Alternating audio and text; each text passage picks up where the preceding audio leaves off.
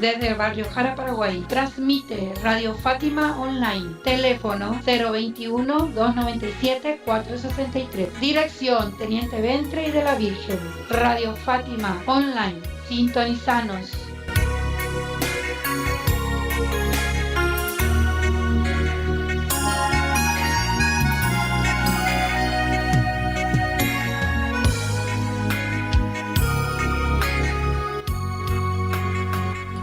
Paraguay, miércoles 3 de marzo. Empezamos un nuevo mes, Lupe. Un día bastante caluroso el día de hoy, ¿verdad? Así mismo, hola Marce, ¿qué tal? ¿Cómo estás? Un saludo gigante también a la audiencia que nos sintoniza en otra edición más de nuestro programa Viva Voz. Hoy miércoles 3 de marzo, ya rapidísimo va avanzando este 2021.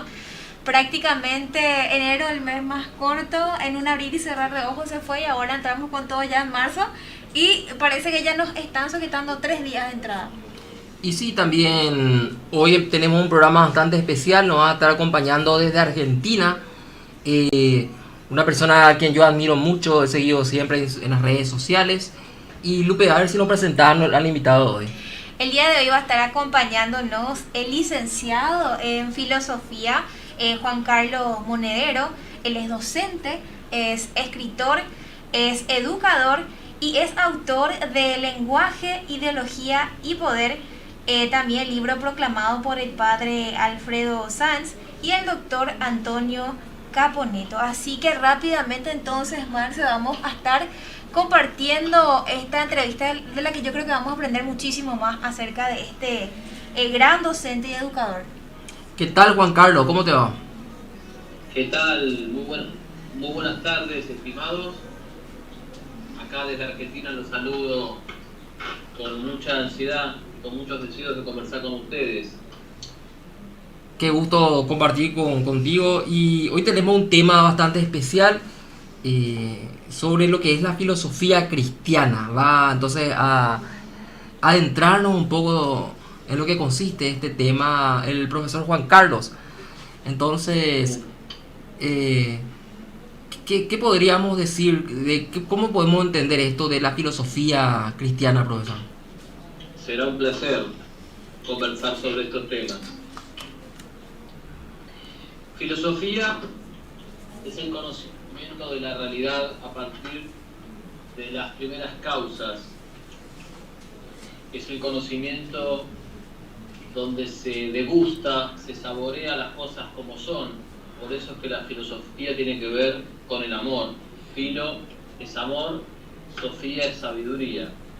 Cada vez que hablamos de la filosofía hablamos del amor. Y hubo filosofía antes del cristianismo, por supuesto. Cuando el cristianismo irrumpe en la historia humana, modifica las condiciones en que las personas filosofan. Y entonces, a través de la revelación cristiana llega una gran ayuda para la razón humana y esta queda auxiliada para poder llegar a otras verdades que quizás podía haber descubierto por sí misma, pero que de hecho no había llegado, como por ejemplo que Dios es uno, el monoteísmo, la ley natural, un perfeccionamiento de la ley natural, la ley moral. Y muchos grandes sabios de la antigüedad encontraron en el cristianismo la respuesta a sus preguntas. Por ejemplo, también el pecado original. Entonces, por vías no filosóficas llegan verdades filosóficas. Y a ese cuerpo de doctrina lo llamamos filosofía cristiana. Ya. Entonces podríamos decir que aparte de la revelación, nosotros podemos llegar al conocimiento de la existencia de Dios a través de la sola razón, usando la filosofía como herramienta. Así es, estimado, así es. Por supuesto que aquello que descubrimos de Dios según la razón es inferior a lo que sabemos de Dios por la fe. Por la fe sabemos que Dios se encarnó en Jesucristo, que hay 3 personas. Por la fe sabemos que el Espíritu Santo es una de esas 3 personas, que es distinto al Padre, distinto al Hijo. Por la fe sabemos que Jesús se encarnó en la Virgen María. que la Virgen fue tal antes, durante y después del parto, pero por la razón podemos también descubrir un montón de cosas de Dios que, si bien no son la fe, son como una propedéutica a la fe, son como una preparación a la fe. Por ejemplo, la observación del carácter del mundo como un diseño, el diseño que tiene el mundo está diseñado inteligentemente, nos remonta a un diseñador. ¿Sí? Es decir, yo infiero que existe un diseñador porque veo un mundo diseñado. Yo infiero que existe un ordenador porque veo orden en el mundo. Y ese diseñador y ese orden son fruto de una actividad personal. Entonces, lo que el hombre puede llegar por sí mismo es a vislumbrar la existencia de alguna suerte de poder superior, personal, que diseñó el mundo y lo ordenó. A ese poder, a esa inteligencia y voluntad suprema, que desde la filosofía llegamos como a arañar y a rozar con nuestra inteligencia, desde la fe se nos revela como el Dios todopoderoso, eterno e inmutable. Y así se da la perfecta síntesis entre razón y fe. Ya. Estudiando un poco lo que buscaban los filósofos precristianos en la búsqueda de eso, a lo que ellos llamaban el logos. Podemos decir entonces que lo que decía el apóstol San Juan al inicio de su evangelio coincide con eso del logos del que hablaban los filósofos, tanto, no sé, Platón, Aristóteles. Así es, estimado, coincide como tú dices muy bien. En el inicio del Evangelio de San Juan dice que el logos, o la palabra, o el verbo, ¿no? Palabra y verbo es una traducción que usamos en castellano, pero el logos es la palabra en griego. Bueno, San Juan dice que el logos ilumina a todo hombre que viene al mundo. ¿Sí? Sí, sí. Entonces, todo hombre que viene al mundo tiene de por sí una capacidad innata para conocer la verdad. Ahora, ese hombre luego tiene que explotar esa capacidad, trabajarla, ejercitarla, hacerla pasar de la potencia al acto. Pero en el hombre ya hay como un impulso natural hacia el conocimiento. Es lo que decía Aristóteles: todos los hombres, por naturaleza, desean saber. No hay ningún hombre que no desee saber. Y de hecho, cuando al hombre no le interesa saber, es que ya está recayendo en un comportamiento, en una conducta antinatural. Porque lo que nos interesa es saber. Si yo te digo a ti que alguien te estafó, tú vas a querer saber quién fue. ¿Sí? Claro, claro. Entonces, saber es un impulso natural. Y ese impulso natural está en nosotros como una semilla del verbo, ¿sí? Como un poder embrionario que Dios nos participa y que nos impulsa a conocer la verdad. Bien, esos sabios precristianos buscaban la verdad. Y en ese sentido eran cristianos antes de Cristo. ¿Por qué? Porque Cristo es la verdad. Y todo aquel que busca la verdad, en el fondo busca a Cristo. Sí. Me llama mucho la atención porque últimamente yo estoy profundizando más en lo que es la filosofía, ¿verdad? Y me llamó mucho la atención unas partecitas en donde hablaba sobre la filosofía cristiana dentro del programa, pero el autor de este libro, no recuerdo el nombre, decía que la filosofía cristiana no era más bien una filosofía, ya que tiende más a ser más bien hacia la religión. No quería el autor asumir justamente la postura filosófica que muchos santos incluso llegaban a tener, y la concepción que ellos daban, y la forma en que se puede llegar a tener conocimiento acerca de Dios por el uso de la razón. Y ellos, el autor de este libro no quería aceptar que existe una filosofía cristiana, sino más bien decía, no es filosofía, la filosofía cristiana no es una filosofía en sí, sino más bien es un conjunto de creencias y lo podemos comparar y llegar a la conclusión diciendo que es más bien una religión nada más, la práctica. ¿Qué puede decirnos al respecto, profesor? Puedo decir que es un debate que se viene dando por lo menos hace casi un siglo. En la década del 30 del siglo pasado hubo grandes filósofos que debatieron este tema. Franz Sternberger, por ejemplo, Jacques Maritain, un gran filósofo católico que luego desbarrancó en política, Etienne Gilson, Martin Heidegger. Lo que te puedo decir es que todo depende de cómo se conciba la filosofía y de las relaciones con la revelación cristiana. O sea, para aquellos filósofos para los cuales la revelación cristiana es simplemente un sentimiento, muchos piensan que la fe es un sentimiento, es lógico que no acepten la existencia de la filosofía cristiana. Sí. Y ahora, ¿qué pasa cuando el filósofo que niega la filosofía cristiana por ahí sí es cristiano y no es que dice que la revelación es un sentimiento, sino que dice que la revelación es verdad, pero que no existe filosofía cristiana? Ahí estamos ante un problema más grave, un tema más difícil de discutir. Yo creo que lo que hay que entender es que la relación entre la razón y la fe no es extrínseca, es intrínseca.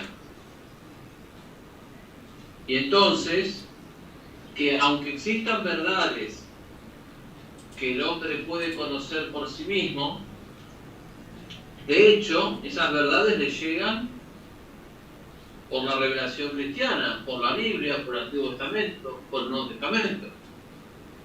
O sea, de hecho, por ejemplo, aunque el monoteísmo sea una verdad a la cual el hombre puede llegar por sí solo, sin embargo, el monoteísmo termina imponiéndose cuando predomina el cristianismo y no antes. El mundo pagano era politeísta.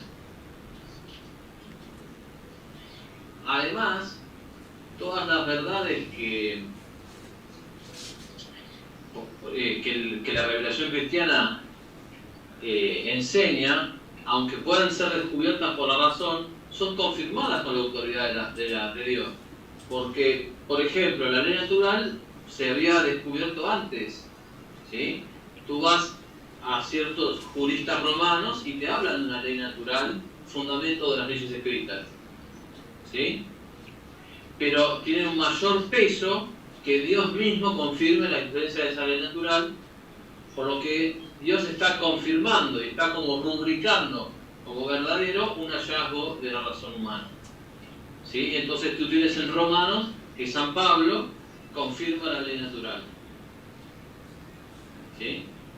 Entonces no es lo mismo la seguridad que tiene el cristiano, que el cristiano dice Dios valida este conocimiento, a la seguridad que tiene una persona que no es cristiana, llega a un conocimiento que sí es verdadero, pero llegó por sí mismo. Entonces, también la filosofía cristiana, de alguna manera, fortalece y robustece otras verdades ya descubiertas por el mundo pagano.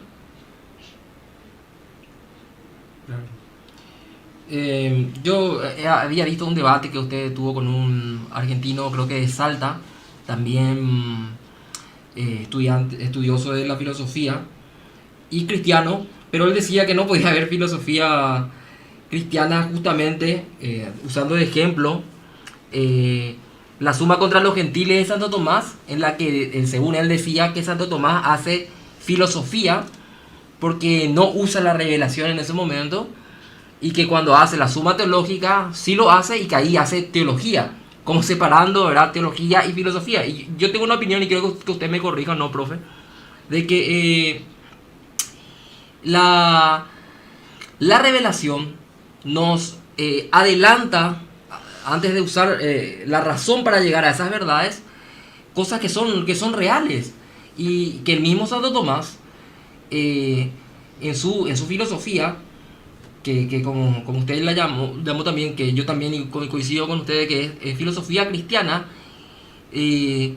lo que hace es describir esas realidades usando el realismo aristotélico. O sea, el llegar a esas verdades, que son las mismas verdades que son reveladas. No es una cuestión imaginaria, que la fe no es una cuestión de decisión, como yo decido creer en algo que no confirmo, sino que cada uno puede elegir qué creer, y entonces cada uno elige su religión, como si de eso no dependiera la vida de alguien, si no dependiera de eso la salvación de una persona, sino que simplemente fuera como elegir un club de fútbol, un cuadro de fútbol, creo que le dicen allí en Argentina, que soy de Boca, que soy de River, y yo tengo entendido que no es así, porque si una fe es la verdadera, las otras no podrán serlo, por el principio de no contradicción.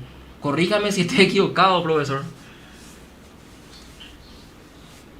Yo creo que tienes razón en el hecho de que si una fe es verdadera, las otras son falsas.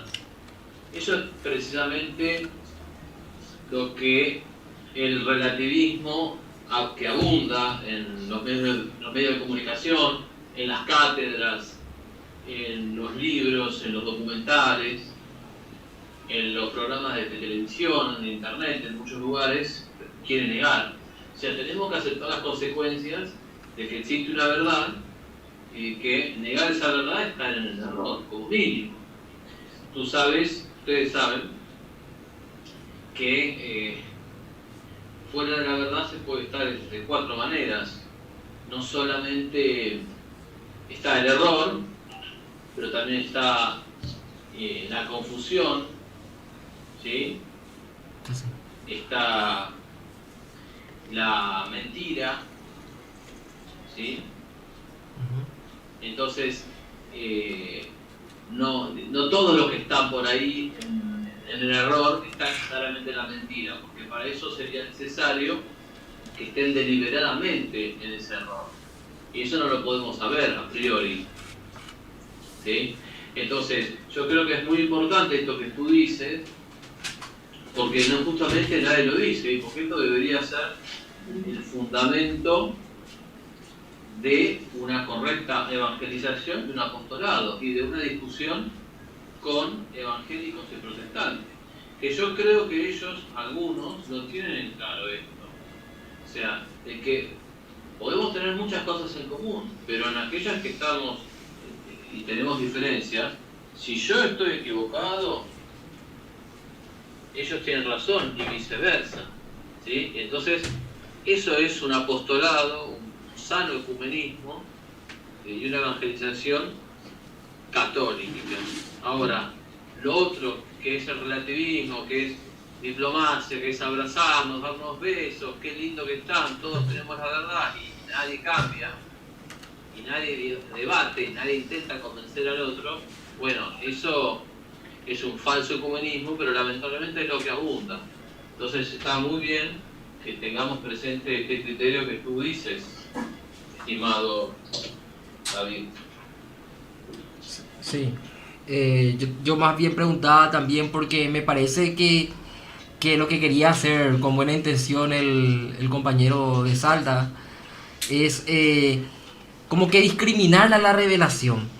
Y yo creo que lo que diga la revelación no son, si son realidades sobrenaturales que sobrepasan la naturaleza, igual no la contradicen, en el sentido de que también vienen del mismo autor de la naturaleza. O sea, son también cosas reales, no son cosas mitológicas.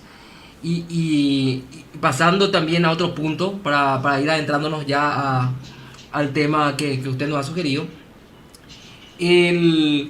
positivismo científico que hay últimamente, en el que prácticamente no se puede llamar verdad a una verdad que no sea demostrada científicamente. Esta adoración al método científico y a considerar solamente verdad aquellas cosas probadas con el método científico. Pero en cambio hoy vivimos en un tiempo en el que hasta se niegan esas verdades científicas como la biología, etcétera, y se cambia inclusive el lenguaje.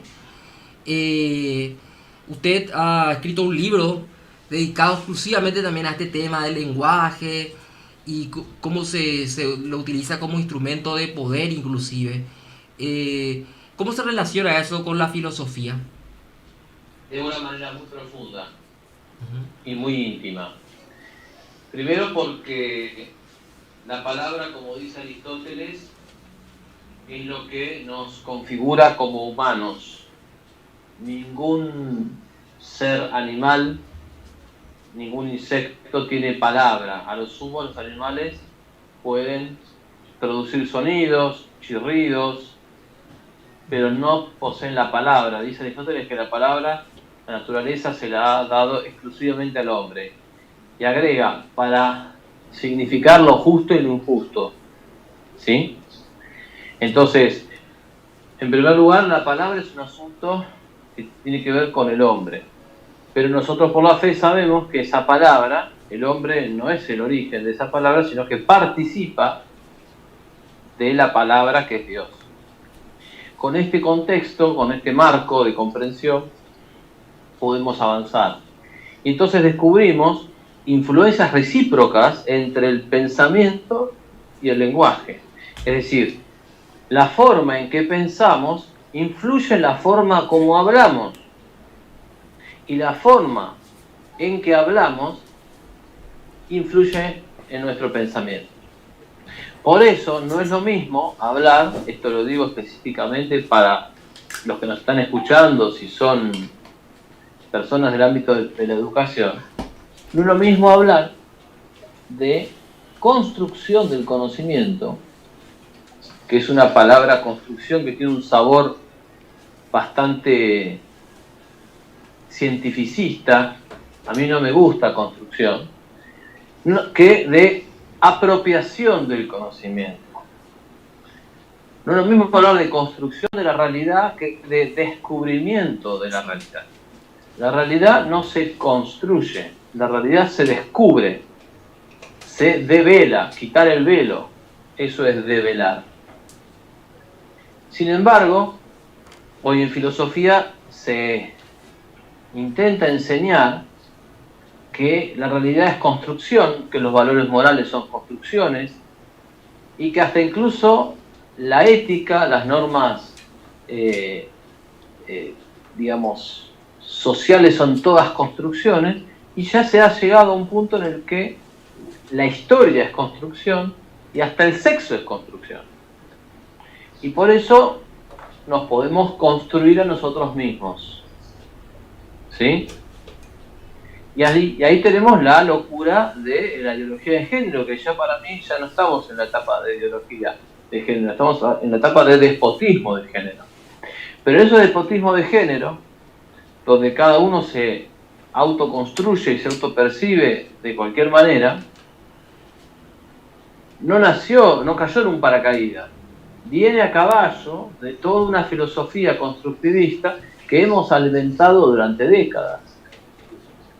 Entonces, si yo construyo la realidad, si las cosas son lo que son para mí, si yo determino los valores morales, si para mí el aborto es bueno porque lo pienso yo, si para mí la eutanasia es un derecho porque a mí me parece, bien.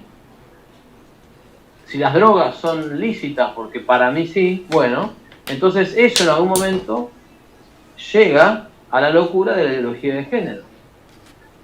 Entonces lo que tenemos que hacer no es criticar solamente las consecuencias, sino atajar las causas, ir al núcleo, ir a la raíz y atacar la raíz con toda la fuerza y con toda la crítica argumentativa que tenemos, que es mucha. No sé si se me escucha, profe.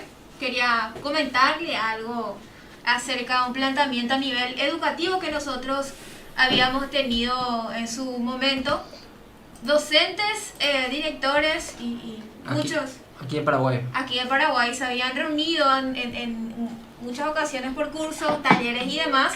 Y lo que ellos buscaban, y me llama mucho la atención que usted menciona justamente, es el tema de construir el conocimiento, construir una educación nueva, una educación diferente que le va a ayudar al alumno, al niño o al joven a forjar esos conocimientos, pero de una manera que el propio niño vaya construyendo esos saberes. En el sentido de que aquellas cosas, aquellas materias o aquellas ciencias que al niño no le interesa, no se le debe de enseñar. O sea, ¿para qué le voy a enseñar algo que no le va a servir en el futuro si es que se quiere dedicar a hacer otra cosa? No sé si me doy a entender o ya entiende para dónde va la pregunta. Te das a entender, y lo que tú vives ahí en Paraguay es parecido a lo que nosotros vivimos acá en Argentina. También es cierto que se habla de construcción del saber y se hace demagogia con los chicos, diciéndole que, bueno, sigamos la pauta del interés. No es el interés del chico, es el interés del adulto que lo quiere ideologizar. Primero que nada. Porque los chicos, por lo menos en ciertas edades, a veces tienen intereses muy sanos. Y los chicos tienen, sobre todo, un interés muy grande por conocer la verdad, por la justicia y porque no los engañen. Una de las cosas más terribles que se puede hacer con un niño es engañar.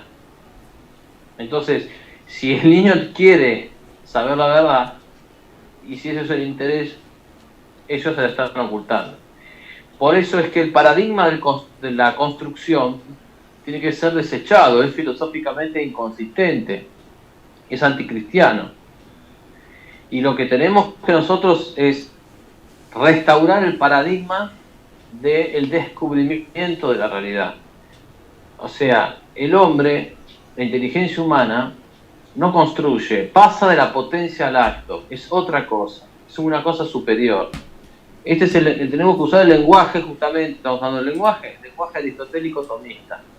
El paso de la potencia al acto. Esa es la terminología que debemos utilizar los educadores católicos. O sea, la inteligencia humana pasa de la potencia al acto, pasa de estar en potencia de conocer a estar en acto de conocer. ¿Y gracias a quién pasa a estar en acto? Gracias a un auxilio, a un maestro, a un artista del conocimiento que ya caminó ese camino, pero que lo puede ayudar con un buen método. Eso es lo que tenemos que hacer. Ahora bien, esto implica rechazar el paradigma de la construcción, porque los saberes no se construyen de ninguna manera. Los saberes se descubren, los saberes se apropian. El saber, en todo caso, además, tiene una relación íntima con la inteligencia humana, no extrínseca. Pero cuando nosotros sacamos estas palabras, por ejemplo, otra palabra que ellos sacan es espejo, especulación. La inteligencia es como un espejo de la realidad en el sentido de que refleja la realidad. Pero a ellos no les gusta esa palabra y por eso buscan sacar también la palabra especulación, contemplación, no les gusta. Entonces, según la forma en que hablemos, serán los conocimientos y las ideas que queramos transmitir. Por eso, si nosotros estamos en contra de esta filosofía constructivista y anticristiana, por favor, no cometamos el error gravísimo de hablar usando las palabras del adversario. Por eso que tampoco podemos decir género. Yo no puedo decir hay dos géneros. No hay dos géneros, hay dos sexos. Hay dos sexos. ¿Sí? Los géneros déjenlo para la ropa, o para los colores. Para la música, para la literatura. O para la música, o para las películas. Pero hay dos sexos. Entonces, tenemos que hablar con palabras que remitan a una realidad en sí. Y no hablar con términos propios del progresismo cultural o peor aún de la ideología de género. Sí. Y también en este proceso que se está dando de transformación educativa aquí en Paraguay, con financiación de la Unión Europea, la Organización de Estados Iberoamericanos, se se hablaba sobre la construcción de la personalidad, de la construcción de la educación, y como usted lo aclaró tan brillantemente, de que nosotros debemos descubrir y encontrarnos con la verdad, y sin hacer este desprendimiento como ocurre muchas veces a algunos amigos cristianos que quieren desprender la fe de la ciencia y todo. Porque la fe y la ciencia son totalmente incompatibles. Claro, como que están en cajitas aparte. Están peleadas. Están en cajitas aparte. Y creo que esto viene ya de tiempo atrás. Por ejemplo, cuando se quiso poner en cajitas de conocimiento, ¿verdad? Desde los enciclopedistas. Yo por lo menos creo así. De que ponemos en una caja, esta es la ciencia, que su objeto de estudio es esto y hasta ahí. Y tiene ciencias conexas, pero como que no están dentro de un todo, que no existen universales. Y mucho ya escuché, yo no sé, aún no he leído sobre el paso que el antes y el después que hizo Guillermo de Ockham al respecto. Se podría decir que ahí inicia un proceso de dinamitación de la filosofía cristiana con Guillermo Ockham y el nominalismo. Sí, de hecho, Ockham era un tipo inteligente, sin ninguna duda, pero los historiadores de la filosofía dicen que con Ockham comienza el nominalismo. El nominalismo, justamente como su nombre lo indica, viene de nombre. Para los nominalistas, las cosas son absolutamente particulares, no hay esencias, no se pueden conocer, y entonces simplemente agrupamos cosas parecidas bajo un nombre común. Entonces, eso era lo que decía Ockham, y tanto es así que Ockham, dentro de la tradición cristiana, porque Ockham era católico, pero empezó con el tema o mejor dicho, siguió con el tema de la doctrina de la doble verdad. Y eso desembocó en Lutero. Tanto es así que Lutero llegó a decir la palabra clave, dijo, Ockham, mi padre. Ockham, mi padre. O sea que en el pensamiento de Lutero, Ockham había tenido una influencia decisiva, sobre todo por la tendencia antiespeculativa de Ockham. Ustedes recordarán esto del voluntarismo de Ockham, de que Dios podía realizar o ejecutar algo absurdo, ¿sí? Entonces, en Ockham no es la inteligencia primero y la voluntad después, es la voluntad primero, ¿sí?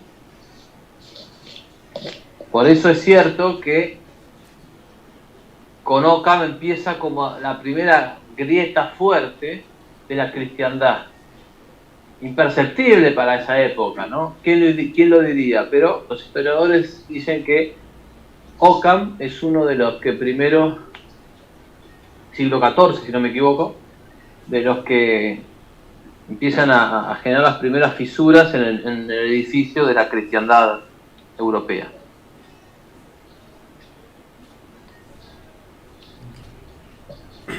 Entonces, como que eso de la doble verdad es como desprender las verdades divinas de las verdades naturales o mundanas, o ¿cómo sería?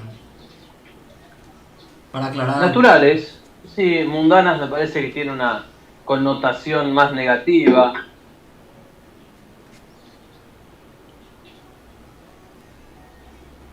Terrenales, podríamos decir. O materiales. Sí, materiales. te escucho, sí.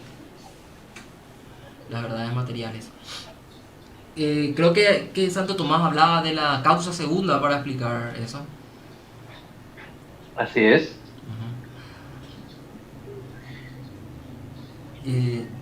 Yo mucho no sé, soy ¿cómo se dice? Un novato en estas cuestiones de filosofía, profesor. Y, Todos somos un poco novatos, no te preocupes. y, y hay un tema también que siempre ha generado mucha controversia y hasta dudas. Recuerdo una vez viendo un video del señor Roberto Helguera, en el que hablaba de lo que pasa en los colegios católicos hoy, y hablando mucho también sobre lo que es la educación, que el estudiante, el hijo, que el padre católico le manda a su hijo al colegio y escucha clase de religión y le dice que Dios creó el mundo en 7 días, y termina esa clase, viene el profesor de biología y le dice, bueno, el mundo existió desde tal año, tantos millones de años pasaron, y luego viene un ser unicelular, luego uno multicelular, y esto se divide así en familias, animal, vegetal, hasta llegar al hombre. Esto de la famosa teoría de la evolución de Darwin, y que de repente parece chocar con lo que dice el Génesis. Y muchos cristianos se sienten muy confundidos hoy en día sobre este tema. Si realmente la fe o las Sagradas Escrituras, la revelación, contradicen o no lo que pueda decirse y comprobarse con la ciencia. Usted también ha investigado sobre ese tema y los problemas que tiene esta teoría, por lo menos la de los darwinianos, los de Darwin en adelante. Así es, a mí es un tema que me fascina, me parece un tema interesantísimo, muy profundo, y que a mí me pasó algo parecido a lo que tú decías, pero me pasó del otro lado. Es decir, yo trabajé en un colegio católico donde, gracias a Dios, no teníamos esa contradicción. Pero lo cierto es lo que tú dices, habitualmente tenemos esa contradicción. En tal horario el profesor de catequesis enseña una cosa y parece que en la hora siguiente el profesor de ciencias naturales o de biología enseña otra.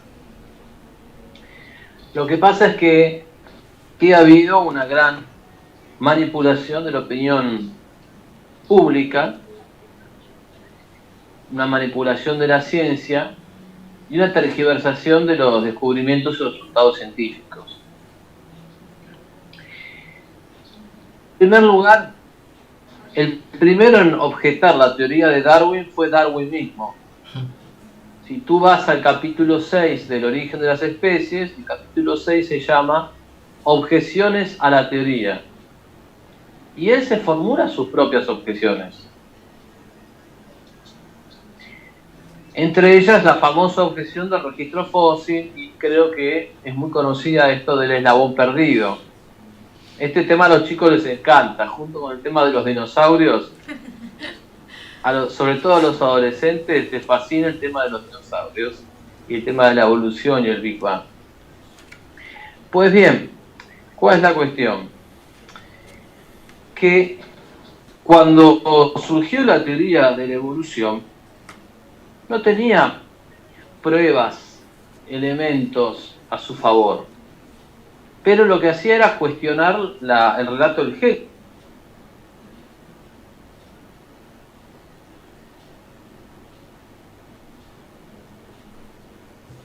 Hola, ¿te escuchamos?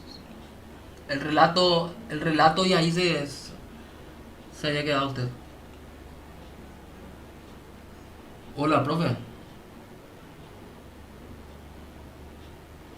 Parece que hay un pequeño inconveniente en cuanto a la llamada con el profesor.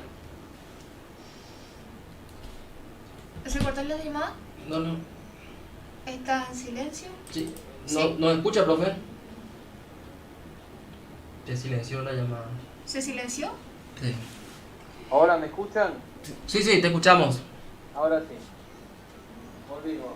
Parece que Darwin no quería que esté hablando y boicoteó la red. Bien. Cuando la teoría surge en la segunda mitad del siglo XIX, Sí. es aceptada no tanto por la evidencia que tenía muy poca y era una evidencia circunstancial, sino porque destruía o por lo menos cuestionaba el relato del Génesis. ¿Por qué? Porque en el relato del Génesis vemos que hay creación separada. 6 días donde Dios crea a seres que no tienen una conexión entre sí. En un primer día crea unos seres, en el segundo otros, tercero, cuarto, quinto, sexto. ¿Sí? Sí, sí. Mientras que la teoría de la transformación, así se la conoce, sostenía que de un primer ser procedían por transformaciones graduales todos los demás. Y que todos los seres estaban conectados a través de un enorme árbol de la vida. Por lo tanto, por ejemplo, nosotros los seres humanos teníamos un ancestro común con los monos, y a su vez los monos un ancestro común, no sé, con los caballos, con los mamíferos, con los pájaros, y que en última instancia todos veníamos de los peces y en última instancia de un ser unicelular. ¿Sí? En algunos círculos racionalistas, agnósticos, ateos, esa teoría fue recibida con los brazos abiertos, no por la evidencia que tenía, sino porque era una teoría que le venía de, como dicen los españoles, le venía de perlas para atacar la fe cristiana. Encajaba, cuajaba perfectamente con una crítica científica o pretendidamente científica a la fe cristiana. Además también una teoría que tenía cierto sabor relativista. ¿Por qué? Porque según Darwin, todos los seres se transformaban lentamente en otros, ¿sí? Y entonces eso empalmaba muy bien con la idea de que la moral cambia y las cosas nunca son lo que son y que todo se transforma, etc. Entonces la teoría de la evolución satisfacía a los relativistas y satisfacía a los ateos, satisfacía a los racionalistas. A finales del siglo XX se descubren las leyes de Mendel y la teoría de la evolución sufre una crisis. ¿Por qué? Porque las leyes de Mendel parecían contradecir los postulados de Darwin. Y entonces hay una gran discusión dentro de los darwinistas y hacia los años 30 se forja una reinterpretación del darwinismo originario. Esa reinterpretación se llamó neodarwinismo, ¿sí? La famosa síntesis moderna. Esta síntesis moderna seguía afirmando que el cambio era gradual, que todos los seres procedían de un único ser, y entre estos autores había distinto grado de hostilidad a la religión. Algunos eran agnósticos y otros eran directamente ateos, pero todos partían de la base de que no había Dios, o Dios no había intervenido en la evolución, ¿sí? Entonces la evolución no tenía una dirección. Y esto llega a su cumbre en la famosa frase de Monod. Monod, evolucionista ateo, dijo: no, el hombre es el fruto impensado de la evolución. Y se fue por azar, fue por casualidad. Nuestro número, dice, con cierta gracia, dice: nuestro número salió en el casino de Monte Carlo, ¿sí? O sea, fue absoluta casualidad que la evolución desembocara en el hombre. Ahora, hay un montón de evidencia que se fue gestando, acumulando en el siglo XX, que cuestiona el origen gradual de las especies. Hay un montón de evidencia paleontológica que refuta el origen gradual. Por ejemplo, la explosión cámbrica. O sea, se ha descubierto que en el Cámbrico, en el registro fósil perteneciente a la época cámbrica, aparecen ciertas especies y no se las puede conectar con las del periodo anterior. Entonces ahí no hay algo gradual, hay un salto. Incluso Richard Dawkins, un famoso evolucionista de la actualidad, dice que el tema del Cámbrico no lo puede entender, porque dice es como si las especies hubiesen sido plantadas ahí, dice, sin ninguna historia evolutiva. O sea, tiene especies en el Precámbrico muy básicas, tiene luego especies en el Cámbrico muy complejas. Dice, ¿cómo puede ser? No hay tiempo para que evolucionen tan rápido. Y después tenemos la crítica de Stephen Jay Gould, paleontólogo evolucionista, que él mismo dice que todos estos árboles hay que desecharlos, porque la teoría del cambio gradual no se corresponde con la evidencia paleontológica. Y por eso él propone que ya no es que la evolución ocurra lentamente, sino que hay evolución en saltos, evolución rápida. Ahora, si yo digo evolución rápida, ya no digo lo que estaba pensando Darwin. Bien, la teoría se viene reformulando, se viene reciclando hace décadas. Y acá hay una cierta trampa. ¿Por qué? Porque la gente recibe la información de que la teoría está probada, ¿no? O sea, si vos le preguntás a cualquiera en la calle, ¿qué te va a decir? No, la evolución está probada, está totalmente demostrada. Y no es así. Hay un montón de evidencia contraria a todas las teorías de la evolución, del pasado y del presente. Entonces, ¿qué nos queda de la teoría de la evolución? Ahora, cuando esto no lo explica nadie, por eso es tan valioso que estemos hablando de este tema en este momento. Ahora, cuando yo tengo esta teoría debilitada, donde no tengo ningún punto que no sea cuestionado, donde los mismos evolucionistas la cuestionan, donde hay ateos, grandes ateos, que, por ejemplo Richard Lewontin, que admite que la ciencia en manos de los ateos genera explicaciones ateas sin importar cuán contrarias sean a la evidencia, porque lo único que no se puede permitir es un pie divino en el umbral de la puerta, ¿no? Cuando yo veo todo esto, digo, ¿qué tiene que ver el Génesis? O sea, ¿cuál es nuestro complejo de culpa o de inferioridad con el Génesis? Yo no tengo que negociar nada. O sea, todos los indicios nos llevan a esto. Parece ser como si el origen de la vida fuese un problema que está más allá del conocimiento científico. Básicamente no sabemos científicamente cómo surgió la vida. Sabemos cómo no pudo ser. O sea, conocemos aquellas afirmaciones falsas, no la verdadera. Ahora, si esto es un misterio, parece que lo es, entonces no existe ningún dato que podamos levantar contra el relato de la fe del Génesis. Porque además la palabra día en Génesis, ¿sí?, que en hebreo se dice yom, tiene dos significados. Puede significar el día solar de 24 horas o puede significar un periodo indeterminado de tiempo. Entonces, si ustedes van al famoso libro de Enrique Denzinger, dice que se puede interpretar de las dos maneras. La Iglesia no ha definido en cuál sentido interpretarlas. Ambos son lícitos.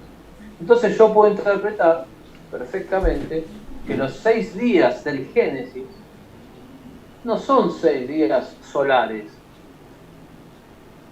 24 horas por 6. No, yo puedo interpretar como que son 6 periodos de tiempo. ¿Cuánto? Indeterminado. Y no tengo ningún problema. No hay ningún dato científico que me pueda estirar para atacar ese relato religioso. E incluso más, hay algunos datos científicos que parecen respaldar el dato religioso. Por ejemplo, el de la Eva mitocondrial o el Adán cromosómico. Se ha estudiado que la mitocondria femenina parece ser que remite a una primera mujer hace 200.000 años en África. Y lo mismo con el cromosoma masculino. Entonces, hay indicios de que la primera pareja humana habría vivido cerca de África hace 200.000 años. Por supuesto, son hipótesis, pero si ustedes van y googlean Adán cromosómico o la Eva mitocondrial, van a encontrar que hay hipótesis científicas que son perfectamente compatibles con el relato de género. Profe, Sí. te interrumpo un poquitito porque me parece muy interesante lo que estás comentando y volvemos otra vez a lo que sería la educación tanto en las aulas como en las universidades, ¿verdad? Aulas por los niños, los jóvenes, y las universidades ya por los jóvenes para adultos, ¿verdad? En vista a que vos nos estás comentando acerca de varias críticas que tiene la teoría de la evolución, ¿verdad? Como para tratar de refutar de cierta manera y que no es la única información y la única verdad, entre comillas, ¿verdad? Que se pueden mostrar. Aún así se sigue enseñando que esa es la única verdad y que prácticamente esa es el origen de donde nosotros venimos. No, Parece que los dogmáticos son otros, ¿eh? solamente eso es lo que te enseñan. No hay otra cosa. Hola. Hola. Sí, sí. Sí, escuché todo, pero no escuché bien la pregunta. No. Sí, perdí la pregunta. Sí, que pareciera ser que en las aulas igual se sigue enseñando eso como una verdad como absoluta. una verdad absoluta. Sí, es cierto, en las aulas, en los profesorados católicos, o sea, en los profesorados del Estado, o sea, la evolución es como la verdad oficial de la biología humana. O sea, para que nos entendamos, el concepto de lo políticamente correcto creo que todos ustedes lo manejan. Sí. Seguro que la mayoría de nuestros oyentes también. Bien, así como hoy lo políticamente correcto es la perspectiva de género y a nadie o a casi nadie se le permite escribir y trascender en los grandes medios si no se doblega ante la ideología de género, algo parecido pasa acá con la ciencia y la evolución. O sea, una persona que tuviese un pensamiento independiente en el tema de la evolución, aún sin llegar a esta crítica tan fuerte que estamos haciendo, tiene su carrera académica obstaculizada. Es decir, se juega con el deseo de notoriedad. Se le dice, no es que se lo dice así verbalmente, pero se le da a entender. Tú quieres trascender, tú quieres ser conocido, tú quieres publicar, bien, cállate la boca. Entonces en este tema, no molestes, no seas molesto, no digas estas verdades incómodas. Repite como un loro lo que todos dicen. Y listo. Ahora, si tú hablas, si tú cuestionas, si tú piensas, si tú tienes el valor, si tú tienes coraje, si tú eres un espíritu auténticamente libre, te la vamos a hacer muy pesada. Sin ir más lejos, yo tuve un debate con este tema en la facultad de la Universidad del Norte Santo Tomás de Aquino, en Buenos Aires, Argentina, y nunca me dieron el video del debate y tampoco lo publicitaron y tampoco hice una reseña del debate. Yo tengo el video del debate porque alguien lo grabó, pero las facultades no están interesadas en que este tema se cuestione. Cuestionar este tema expone al cuestionador a ser tratado como un fanático, como un cavernícola, a ser descalificado intelectualmente. O sea, nadie quiere meterse en este tema, como tampoco nadie quiere meterse a pegar a la ideología de género. Por eso digo que son dos temas en los cuales hay una gran corrección política y donde en general los católicos no sabemos que la teoría de la evolución está refutada y lo que hacemos es intentar compatibilizarla con la fe, ¿no? A mí me llega muchas veces ese comentario de gente que dice, no, bueno, el cuerpo lo hizo la evolución y Dios hizo el alma, y ya está, hacemos un empate, ¿no? Boca River, 2-2, 3-3, y nos vamos todos contentos, ¿no? Viste que cuando no pierde ninguno, no gana ninguno. Y hay gente muy simple, o muy embrutecida, mejor dicho, por profesores que no saben de este tema y que lo tratan de manera muy liviana. Pero hay gente que está engañada en este tema. Así que hay que abrir los ojos, estimados amigos. O que no buscan la verdad, sino buscan tener razón nada más. O sea, la situación, se las voy a resumir. No es que nosotros tenemos que pedir disculpas por creer lo que se creyó durante 2000 años, ¿sí? Y los evolucionistas nos tienen que pedir cuentas a nosotros. Es todo lo contrario. Todo lo contrario. Nosotros tenemos una cantidad enorme de argumentos para correr a los evolucionistas, para arrinconarlos intelectualmente a que expliquen lo que vienen diciendo y a que reconozcan que alardean de una certeza científica que no tienen. Me hace pensar, profe, cuando George Lemaitre hizo callar al pensamiento de moda que estaba en ese tiempo de los materialistas que hablaban de un universo infinito, que la materia siempre estaba y solamente hay intercambio de energía, de materia y todo esto. Y él desarrolla y expone la teoría del Big Bang.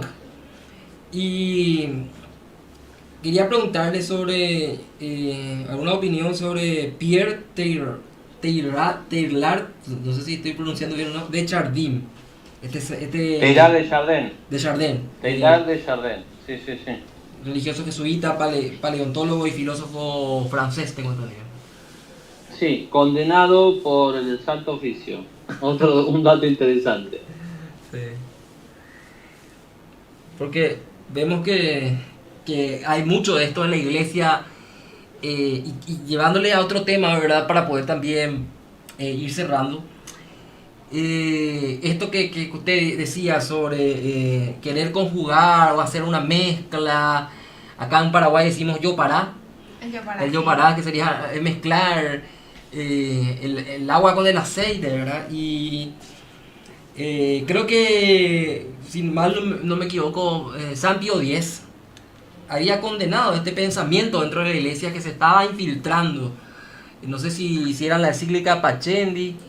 Esto, por ejemplo, de hablar del Jesús histórico y del Jesús bíblico, de querer conciliar ideas. Usted también habló de Maritain, que quería hablar de una democracia cristiana y querer conjugar las ideas del mundo con la fe católica. ¿Qué podría decirnos al respecto? Bien, acá estamos con varios temas distintos. Yo creo que una cosa es la infiltración del modernismo, finales del siglo XIX, principios del XX, que fue contenida por San Pío X en esa encíclica que vos estás mencionando, que se llama Pachendi, ¿sí?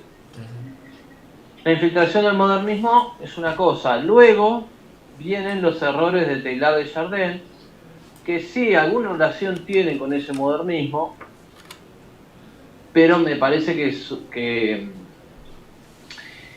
que son... El modernismo es mucho más grande que Teilhard de Chardin, ¿sí? Por otro lado, respecto de Teilhard, cabe decir 2 o 3 cosas. Primero, que las obras de Teilhard fueron condenadas por el Santo Oficio, ¿sí? Por un monitum, que si no me equivoco es de los años 40 o 50, ¿sí? Donde se alertaba de que Teilhard confundía a la gente, ¿sí? En segundo lugar, me vas a perdonar que cite a 2 argentinos, No, por favor. ¿no?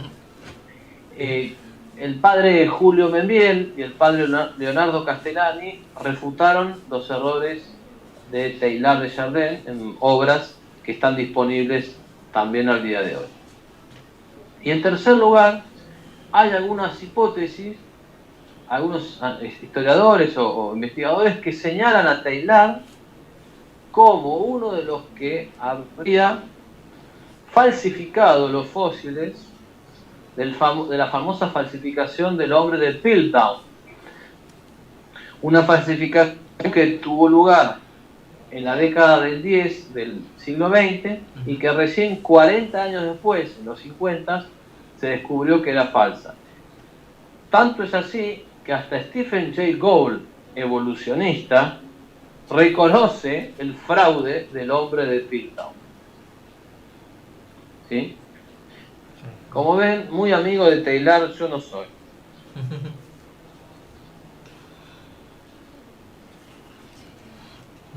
Y bueno, profe, en vista que se nos está...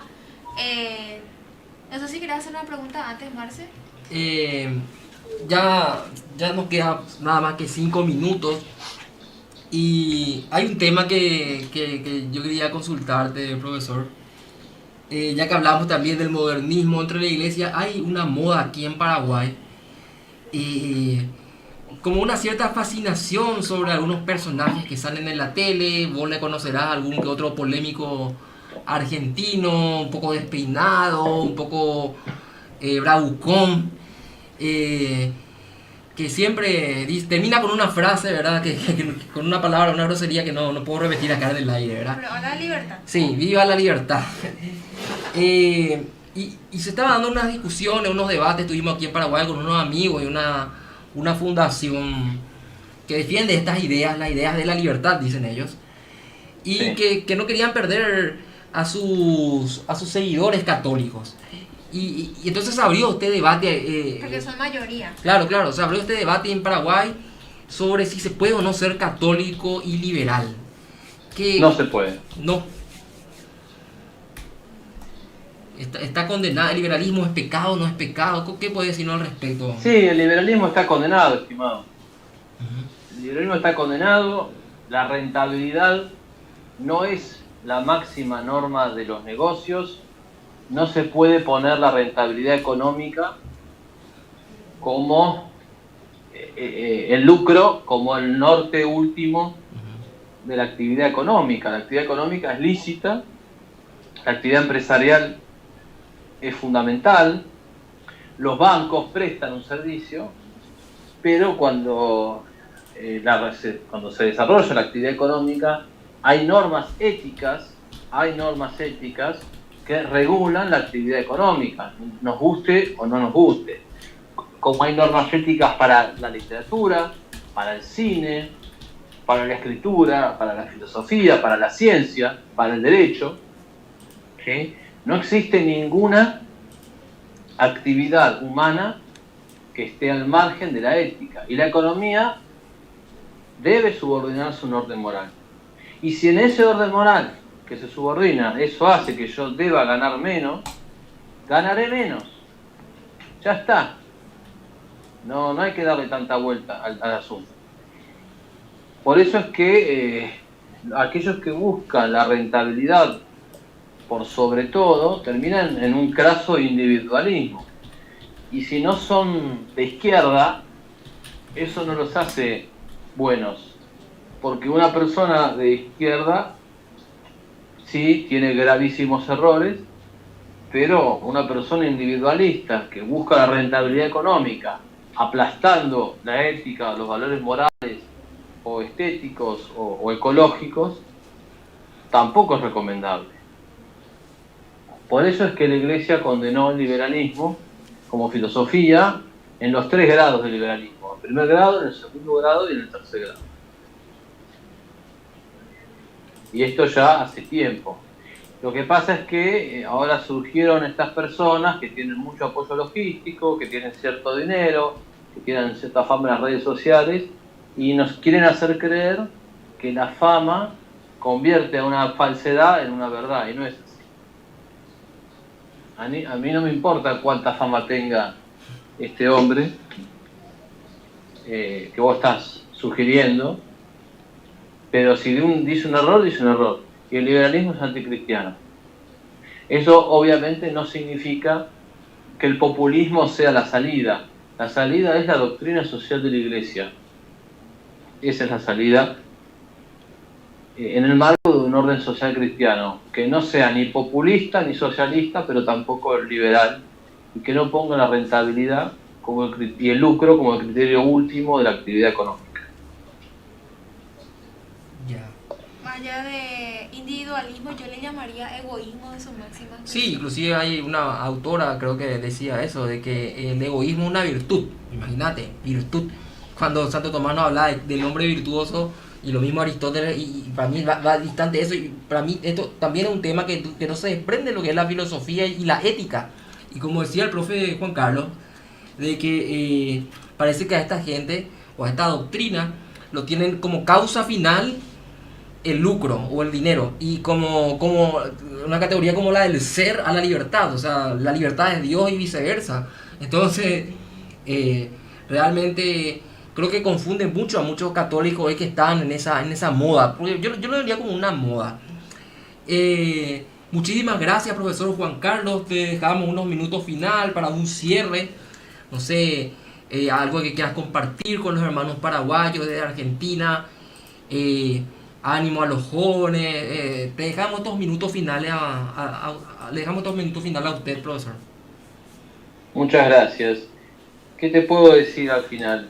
Me voy a concentrar en el tema que me planteaste. Los católicos, es cierto que estamos sufriendo hace 10, 15, 20 años las hostigaciones, el ataque, la persecución de la izquierda, del marxismo, del cultural, de la ideología de género, del abortismo, y eso es abominable. Pero no podemos olvidar que estas ideologías existen porque antes de eso hubo otra ideología que desarmó a los cristianos, que destruyó el orden social cristiano que estaba aquí presente. Y esa ideología es el liberalismo. Entonces, los liberales que no lucharon contra la izquierda antes, que no capitanearon esa lucha, que muchas veces fueron aliados de esos liberales, de esos marxistas, ¿sí? Y que además tienen un planteo meramente individualista, ellos no pueden capitanear hoy una guerra que fue librada por los católicos hace décadas. No tienen ningún derecho a capitanear esa guerra, y además lo que hacen es darnos fórmulas falsas, dicotómicas, que no resuelven el problema, sino que lo vuelven absolutamente irreparable. Porque una cosa es estar en contra del populismo y otra cosa es atacar el concepto de salud pública, ¿sí? Y una cosa es cuestionar la tiranía y el populismo, y otra cosa es decir que yo puedo ganar todo el dinero que tenga y la rentabilidad y el lucro es lo máximo. Eso es absolutamente anticristiano. Por otra parte, estos liberales jamás hablan de la deuda externa. Jamás hablan de la masonería, enemiga capital de la Iglesia Católica.